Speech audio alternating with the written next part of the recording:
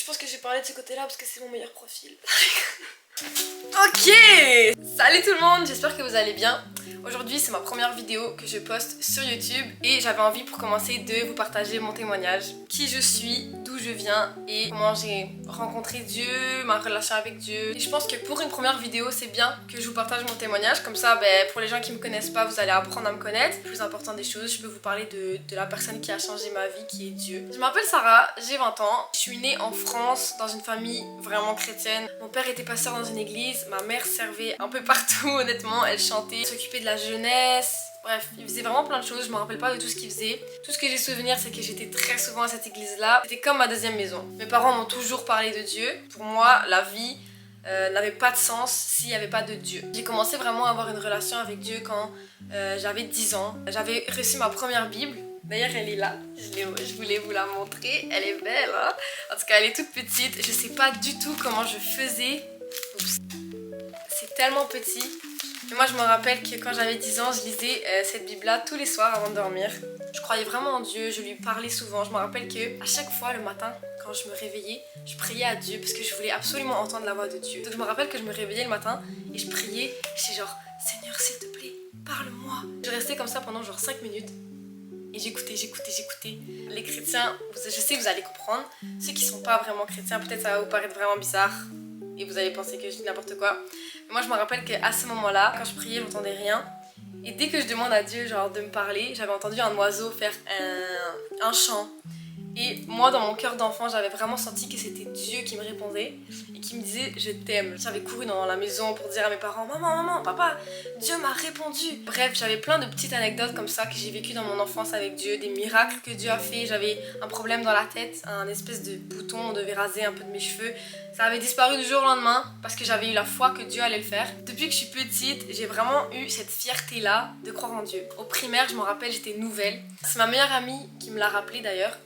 J'étais arrivée là, il y avait un groupe de filles, je pense j'avais 6-7 ans. Et je dis, je suis chrétienne et tout, je crois en Dieu. Est-ce que quelqu'un croit en Dieu? Est-ce que quelqu'un va à l'église et tout? Je me rappelle que Candice, ma meilleure amie maintenant, elle était là et elle était contente de voir qu'il y avait une autre chrétienne qu'elle à l'école. Grâce à ça, on est devenus amies, puis aujourd'hui c'est une de mes meilleures amies. Bref, ça c'était mon enfance. J'ai vraiment eu une belle enfance. Je faisais du foot, j'avais beaucoup d'amis, j'allais à l'église, vraiment tout allait bien. Et puis un jour, la galère. Le jour où tout a basculé, mes parents nous ont annoncé qu'on allait déménager.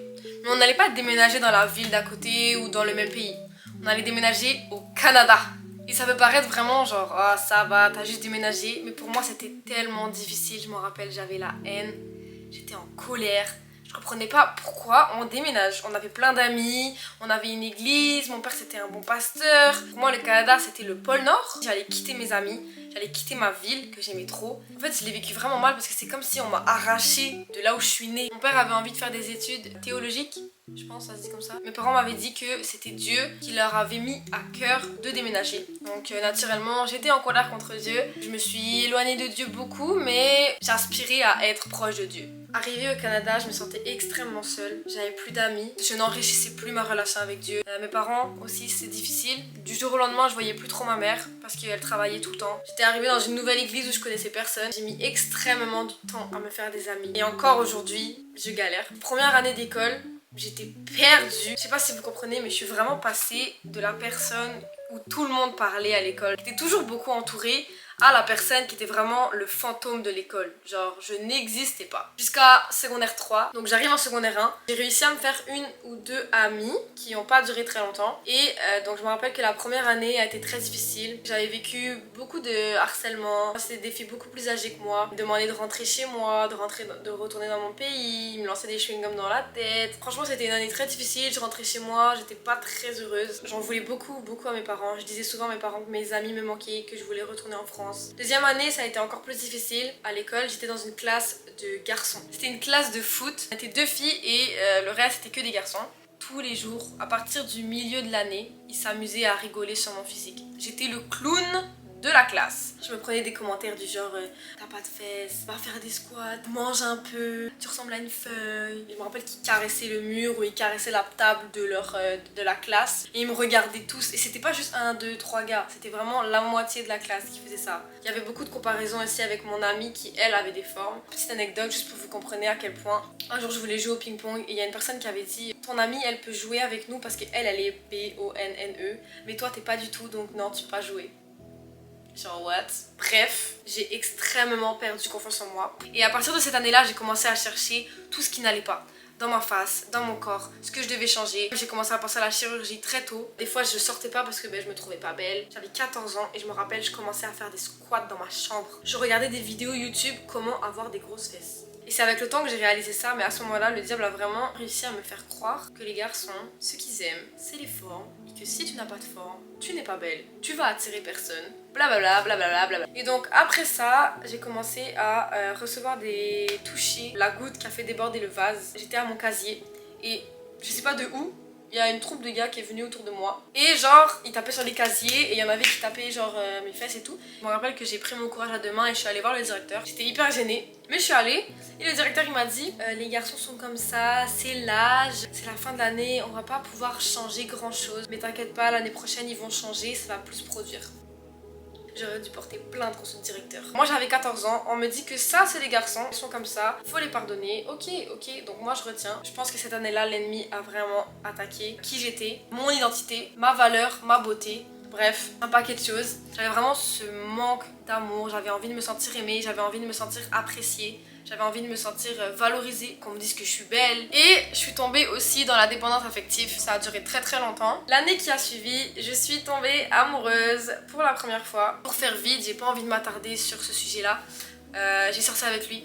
C'était toxique, j'ai accepté des choses que je n'aurais jamais acceptées si je me respectais. Et ça a été une relation où j'avais pas vraiment confiance en moi, je ne savais pas vraiment comment un garçon était supposé agir. Et j'ai vécu ma première rupture, ça a été très difficile. J'ai arrêté de lui parler parce que j'avais vécu quelque chose de traumatisant. Et il est jamais venu me demander pourquoi tu me parles plus. Au bout de peut-être 2 ans de relation environ, j'avais beaucoup de mal à accepter que il ne m'aime pas, qu'il n'est pas vraiment intéressé envers moi. Et j'avais beaucoup de mal à l'oublier. Je me rappelle que cette année-là c'était très difficile, je me battais beaucoup pour me rapprocher de Dieu. Il y a une période qui m'a beaucoup aidée, il y avait des soirées pour ados. Donc j'allais là-bas tous les vendredis soirs et c'est vraiment là où j'arrivais à me ressourcer avec des gens de mon âge, des gens qui étaient chrétiens, des gens qui croyaient en Dieu. C'était vraiment mes soirées préférées. C'était vraiment là où je me sentais bien, je me sentais respectée pour qui j'étais. On se moquait pas de moi comme à l'école. Et ça peut paraître vraiment mauvais dans le sens que j'avais vraiment les pieds l'un dans l'autre. Mais je suis contente d'avoir eu la bénédiction de pouvoir aller justement dans une église où il y avait des gens de mon âge. Parce que oui, je vivais plein de choses à côté. Oui, mes désirs n'étaient pas centrés sur Dieu. Mais ça renouvelait à chaque fois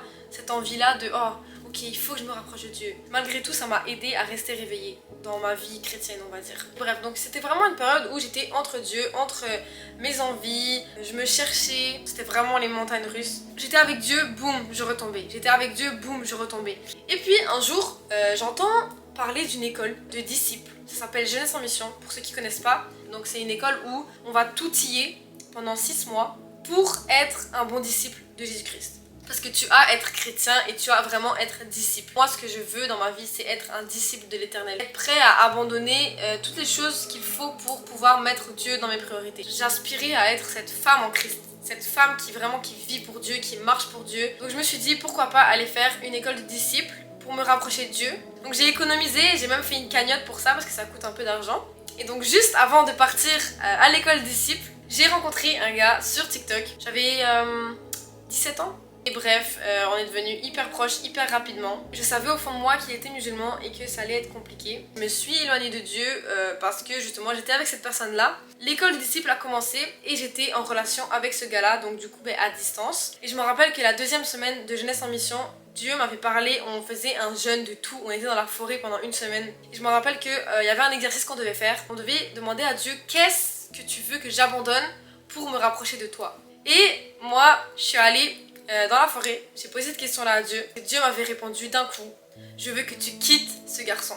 Et quand j'ai entendu ça, j'ai pleuré d'un coup. On devait le confesser devant tout le monde. Et moi, je n'ai pas confessé exactement ce que Dieu m'a dit. Parce que dans mon cœur, je n'avais pas envie. Pour moi, c'était trop difficile. Ce que Dieu me demandait là, je pouvais pas. Et j'ai continué à sortir avec lui pendant 5 mois. Et moi j'avais beaucoup de culpabilité parce que je savais pendant 5 mois au fond de mon cœur ça bouillonnait. Ça me disait il faut que je le quitte, il faut que je le quitte. J'étais en FaceTime presque tous les soirs avec lui, il me manquait. Il y avait plein d'émotions, c'était compliqué. J'avais une personne à qui je parlais à chaque semaine, je lui parlais de mes défis. Justement je lui parlais que j'avais un copain et que c'était hyper difficile, j'arrivais pas à le quitter. À un moment donné je me rappelle, j'avais posé la question où est le bonheur? Qu'est-ce qui comble vraiment? Genre qu'est-ce qui fait que pour le reste de ma vie je me sens bien? Je sens que cette petite partie dans mon cœur, cette petite forme là, elle est complète. Pour moi c'était quoi le bonheur? C'était me marier. Si je veux être heureuse il faut que je sois mariée à 20 ans, il faut que j'ai des enfants à 24 ans, 25 ans. Et Dieu m'a vraiment montré durant cette période-là que non, le bonheur c'est pas là-dedans. Le bonheur c'est pas un homme qui va te l'apporter. C'est toi-même, il faut que tu ailles chercher vers Dieu. Pour moi c'était une évidence. Si je veux avancer, si je veux être proche de Dieu, si je veux avoir une relation avec Dieu, si je veux goûter aux plans que Dieu a pour ma vie qui sont tellement meilleurs que ceux que j'imagine, il faut que je reste dans la présence de Dieu. Il faut que la priorité soit Dieu. Je suis allée chercher mon journal intime que j'ai depuis 2017 je pense, non 2013. À ce moment-là Dieu m'avait beaucoup parlé et j'avais écrit une page sur c'est quoi le bonheur en fait. J'ai écrit ça le 28 janvier 2022. Donc le bonheur, rien ni personne ne peut me combler dans ce monde. Le seul à pouvoir le faire c'est Dieu. Je peux essayer tous les plaisirs de ce monde, il y aura toujours un vide dans mon cœur que seul Dieu peut remplir. On croit souvent que pour être heureux, il faut être riche, connu, en couple, marié ou même voyager toute sa vie. J'ai essayé de placer mon bonheur dans ces choses. Oui, ça apporte du plaisir, mais du plaisir temporaire et très court. On en veut toujours plus. Après avoir obtenu toutes ces choses, on se rend compte qu'il y a toujours un vide en nous. J'ai appris qu'il n'y a rien dans ce monde qui puisse apporter une joie et un bonheur plus grand que celui que Dieu apporte. Chercher à le rendre fier, avoir une relation et vouloir le connaître plus chaque jour, le mettre en priorité, etc. Tout ça sont des choses qui apportent tellement de positif. Il est comme un père, un ami. Il nous aime, il nous console, il nous protège, il nous guide. Il me connaît et il sait ce qui est le meilleur pour moi. Je choisis de lui faire confiance et de placer mon bonheur en lui. Je choisis de vivre ma vie pour le glorifier.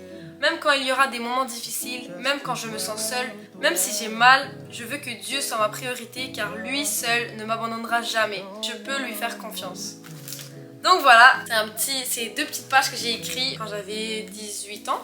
C'est comme si j'ai vu une facette de Dieu que je connaissais parce que mes parents m'ont dit, parce que tout le monde le disait, mais que j'avais jamais vraiment vécu. Au fond de mon cœur, je savais que Dieu m'aimait et je savais que je pouvais être comblée avec lui. Et c'est comme si j'ai retrouvé ce feu-là, cette envie-là de vraiment passer Dieu en premier dans ma vie. Et c'est ça aussi qui m'a donné la force de quitter le garçon avec qui j'étais. Honnêtement, je sais pas comment j'aurais réussi à abandonner la relation que j'avais avec ce garçon là si j'avais pas vécu ce que j'ai vécu à Jeunesse en Mission. Donc une fois que j'ai terminé cette école là, ça a été difficile. Je suis rentrée chez moi, j'ai repris la vie normale en fait. J'étais vraiment dans un monde où j'étais entourée de chrétiens, on voulait tous les jours plus se rapprocher de Dieu, plus connaître Dieu. Donc tu retournes dans ta maison, il y a les disputes de la famille, il y a les tensions, justement il y a mon ex qui a essayé de revenir dans ma vie plusieurs fois. J'ai pas su l'éloigner, donc on s'est vu pas longtemps, on s'est vu quelques fois, quelques jours, 1 ou 2 jours et après boum, disparition et il revenait 4 mois plus tard. Je me rappelle que j'essayais tout au long de ces années-là, jusqu'en 2023, j'essayais d'oublier mon ex. Je me suis rapprochée d'1 ou 2 garçons, je savais que je voulais pas me marier mais je me sentais seule, c'était compliqué et j'étais pas fière de moi. Ça a été difficile parce que je culpabilisais beaucoup. C'est comme si j'arrivais pas à passer à la prochaine étape de ma vie avec Dieu. Je priais souvent pour comprendre pourquoi Dieu voulait pas que je sois avec lui, pourquoi il a pas touché son cœur, parce que ça me faisait beaucoup de mal de plus lui parler. Et je priais avec un cœur vraiment de Seigneur, enlève-moi ces sentiments, aide-moi à tourner la page. Aide-moi à l'oublier, je ne veux plus rien ressentir, je veux être prête quand mon mari arrive dans ma vie, je veux être prête à l'aimer de tout mon cœur. Et cette prière-là, je l'ai fait pendant longtemps.